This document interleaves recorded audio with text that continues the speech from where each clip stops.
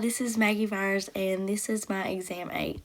So, this presentation is on phagocytosis, and I'm going to talk about from the moment a phagocytic cell enters and senses a pathogen and how it digests and clears it. And I'm going to talk about the molecular signaling and the mechanics that goes on, and how phagocytosis connects the innate and adaptive responses. So in this section, I'm going to talk about the definition and just the importance of phagocytosis, and it's essential for cell maintenance, but also an immune defense, and how it kind of connects to the rest of the immune system. So what is phagocytosis?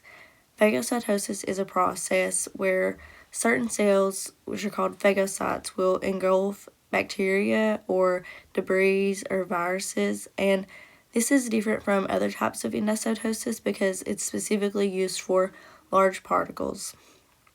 So once the material is inside, it's trapped inside a membrane-bound vesicle called a phagosome. And phagocytosis, this is one of the primary defenses of the innate immune system, and it works hard as a first responder to an invading pathogen.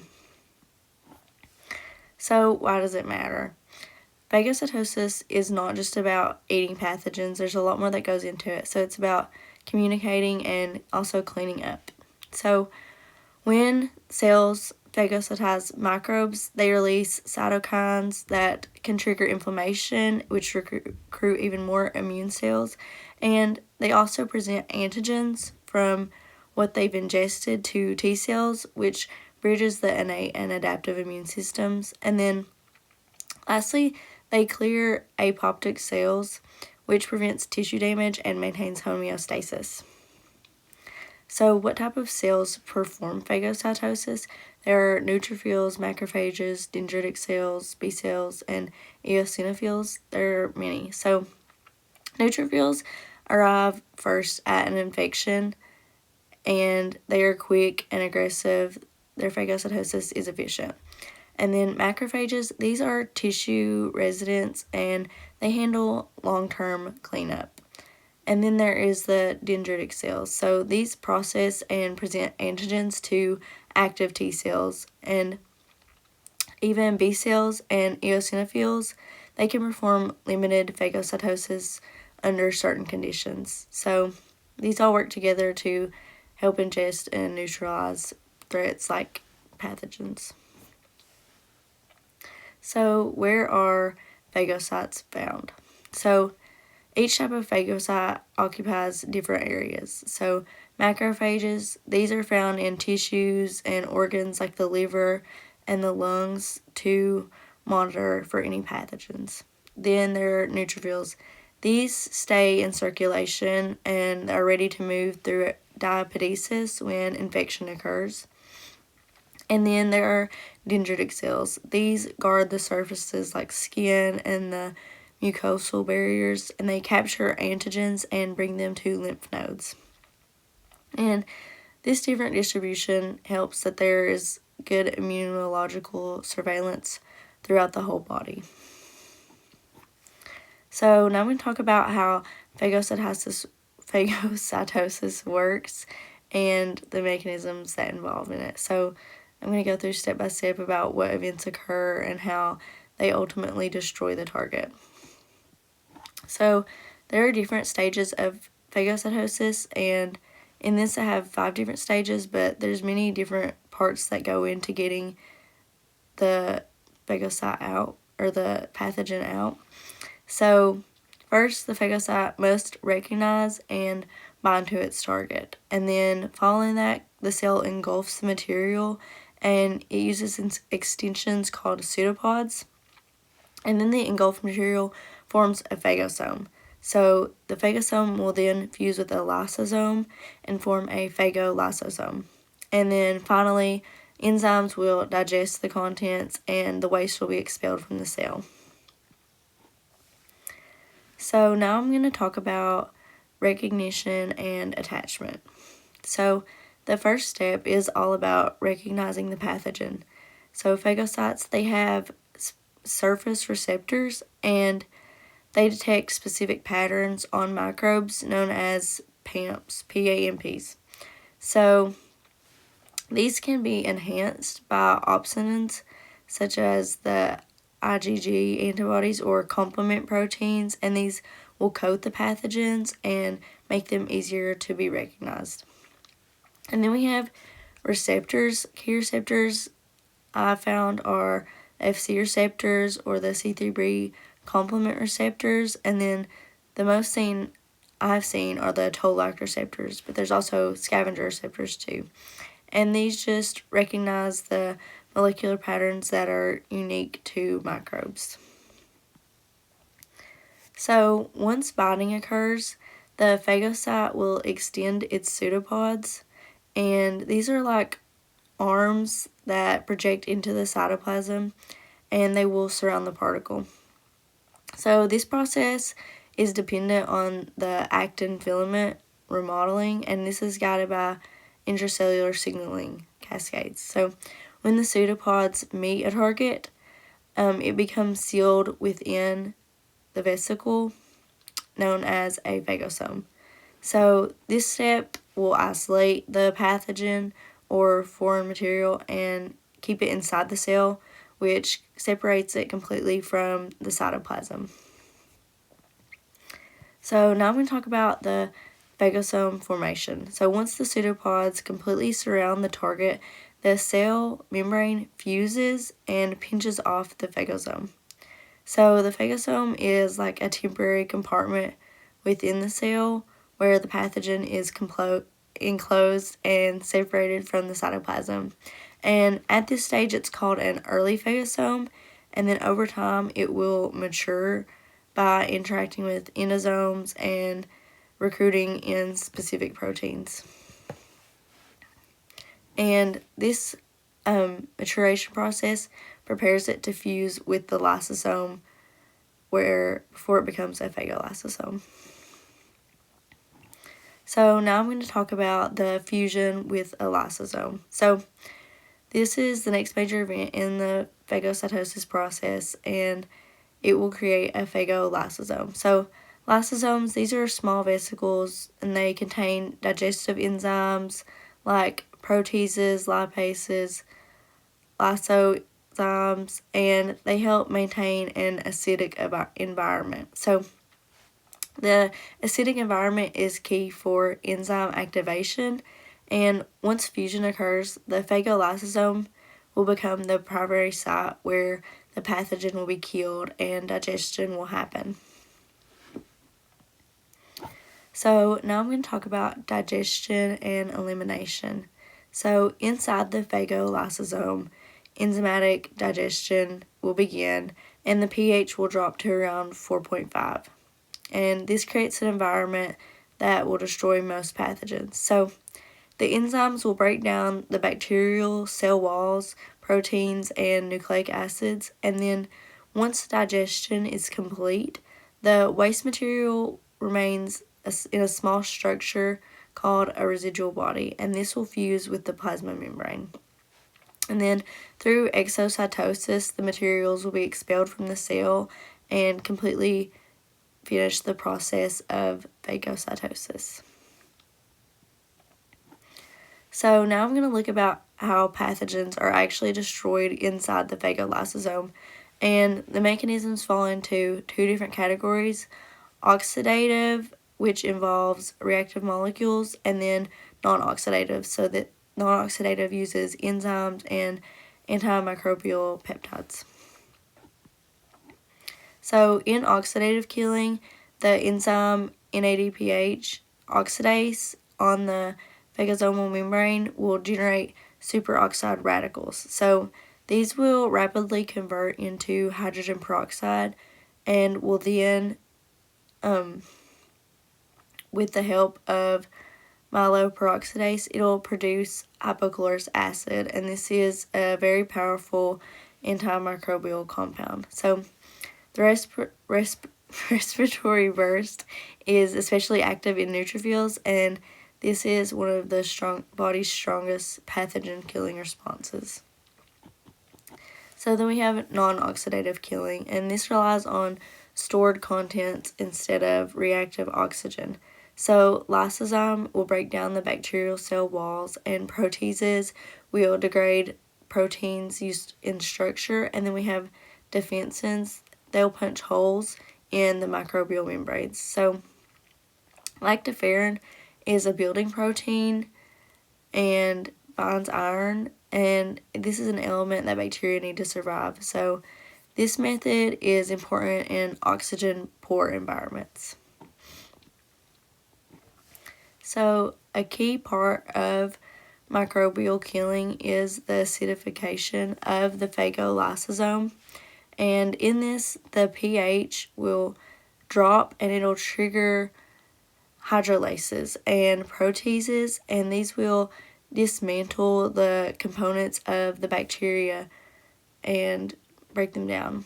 So this ensures that pathogens are neutralized and they're just being reduced to harmless fragments of molecules ready to be expelled or to be presented with the antigen.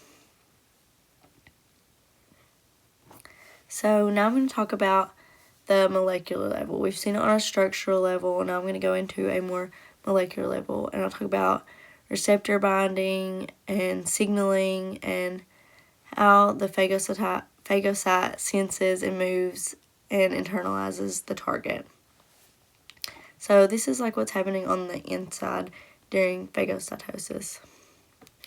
So receptors are the sensors that start the whole process. There are opsinin receptors, and these recognize pathogens coded with antibodies or complement proteins. And then there are scavenger receptors. These will bind to bacterial molecules like lipopolysaccharides. And then we have toll receptors, so toll-like receptors. These identify as pathogen-associated molecular patterns, or PAMPs, like we saw before, and these include peptidoglycan or lipopolysaccharides. So once these receptors bind, they will activate signaling pathways, and this can reorganize the cytoskeleton or initiate engulfment. So I'm going to talk about opsonization now. This is a step that enhances the pathogen, and the immune system basically marks the pathogen using these molecules called opsonins. So one opsonin that's seen several times is the IgG and complement fragment C3b. So these tags make it easier for phagocytes to recognize and then bind to pathogens using specific receptors. So this process basically just makes phagocytosis faster and ensures it to be more effective when uptaking and clearing the microbes. So now I'm going to talk about the toll-like receptors. So when the toll-like receptors recognize microbial patterns like the lipopolysaccharide or viral RNA, they'll trigger intracellular signaling cascades. And this involves the NF-κB and cytokine. So the transcription factor induces cytokine production, and it will also promote inflammation. And the result of this is bringing in more immune cells, and it will help regulate the phagocytic machinery, and this basically makes the defense response even stronger. So now I'm going to talk about cytoskeletal rearrangement, and this wasn't really in the book, but I did see it a lot, so I thought I would include it. So the actin cytoskeleton is essential for forming pseudopods. So once the receptors bind, they will signal the Rho family GTPases, and this includes the RAC and the RHO and the CDC42, and these will initiate actin polymerization at the end of the cell membrane, or at the cell membrane. And this drives the cell to extend outward and wrap around the particle and physically pull it inside to form the phagosome. So now I'm going to talk about the phagosome maturation.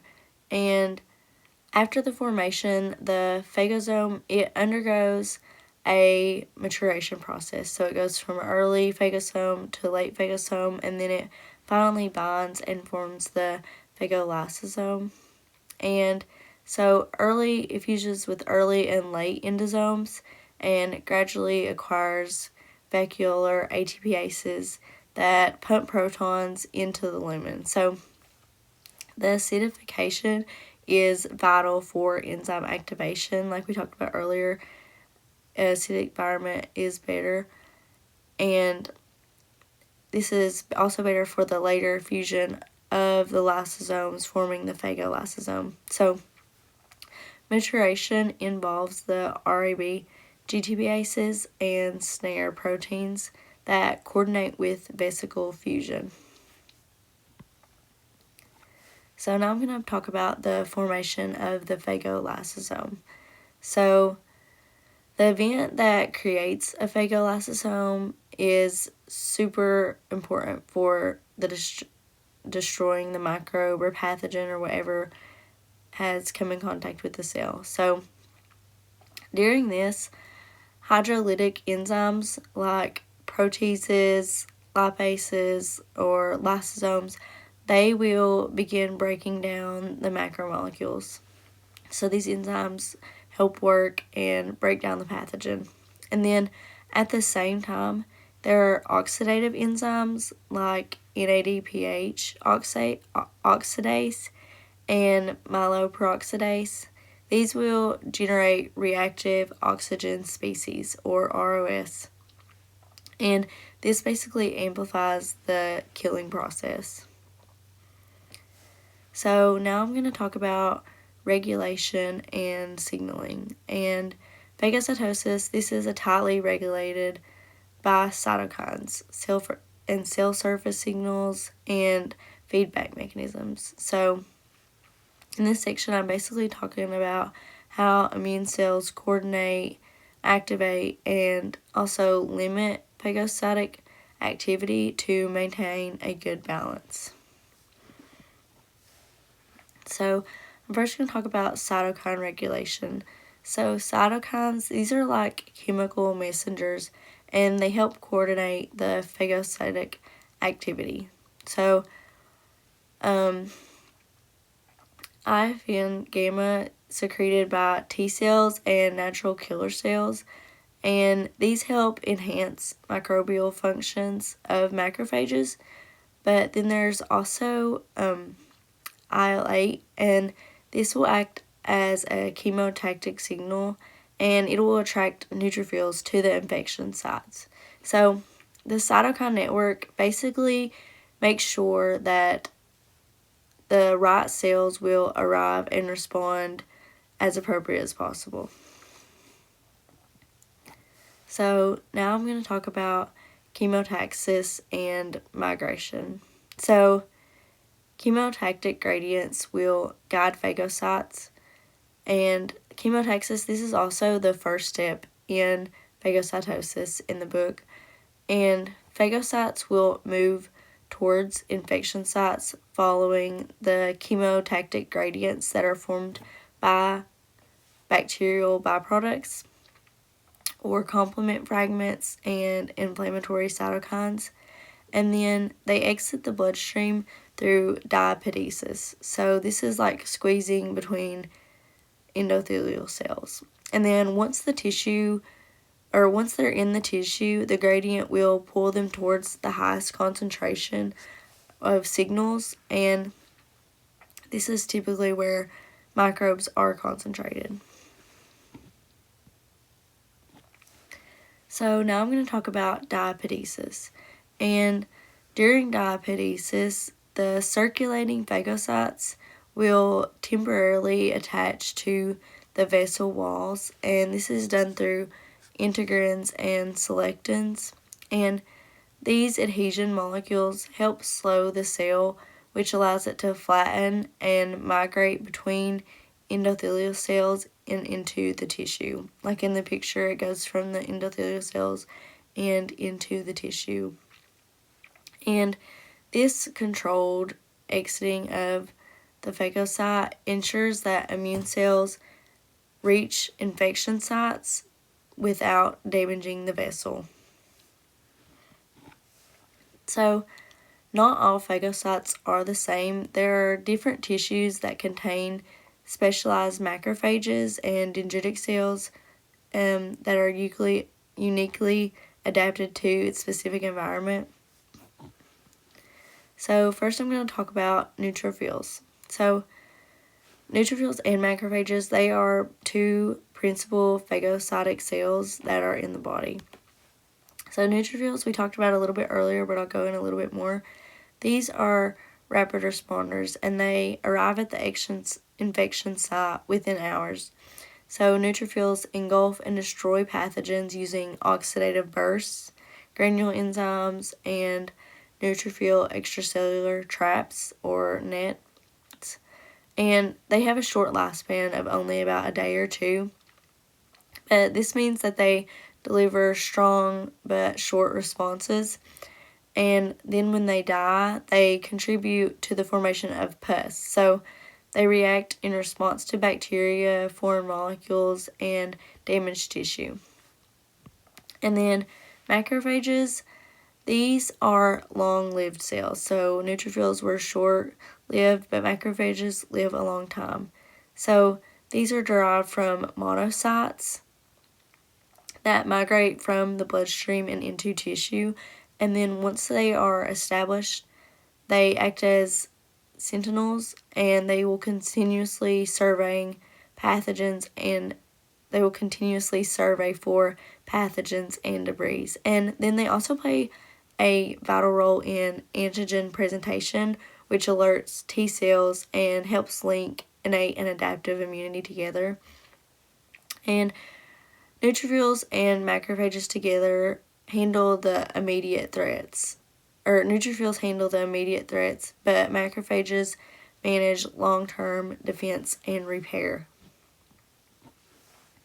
So now I'm going to talk about dendritic cells and tissue macrophages. So dendritic cells and tissue macrophages specialize in immune surveillance, like we've seen before, within specific organs. So dendritic cells will act as the body's antigen-presenting cells. They capture the pathogens or debris through phagocytosis and then process them into fragments. And these fragments will migrate to lymph nodes to activate T cells, and this is a critical step in the adaptive immune response. And then when we have the tissue macrophages, these exist in almost every organ. So some are fixed, like Kupffer cells in the liver or microglia in the brain, but then there are other wandering macrophages that move between tissues. So these help remove dead cells, they help fight pathogens, and they release cytokines to regulate inflammation and healing. And together, dendritic and tissue macrophages help ensure that the different parts of the body remain under surveillance for the immune responses and to respond to invading pathogens quickly. And in combination with the others, they are able to relate and help work with the adaptive immune system. So I'm going to go a little bit into the tissue-specific macrophages. So different tissues will harbor specialized macrophages that are adapted to the environment. So we talked about a little bit about the microglia, which is found in the brain. So the microglia, they monitor neural tissue and they help remove damaged neurons. So we have the alveolar macrophages. These patrol the air sacs of the lungs, and they help clear inhaled particles or microbes. And then we have the Kupffer cells that I talked about in the previous slide that are found in the liver. So they line the sinusoids and they filter out pathogens from the blood. And then we have osteoclasts. These are found in bone and they reabsorb mineralized tissue. So all these cells share the ability to phagocytize and digest unwanted material, but their specialized structures and receptors help keep them suited to the different needs of each specific organ. So now I'm going to talk about the different molecular killing mechanisms. So once a pathogen is engulfed, the phagocyte must destroy it, and the killing mechanisms inside phagolysosome rely on both oxygen-dependent and oxygen-independent processes, and these systems release toxic radicals and enzymes to dismantle the bacteria and their membranes and proteins in their DNA. So first I'm going to look at the reactive oxygen species. So when the NADPH oxidase complex activates, it will transfer electrons to oxygen, and this forms superoxide. So this will then react to produce hydrogen peroxide, which is H2O2, and hydroxyl radicals. So hydroxyl radicals are super reactive, and these reactive oxygen species essential biomolecules damage microbial DNA, proteins, membranes, and this all leads to cell death.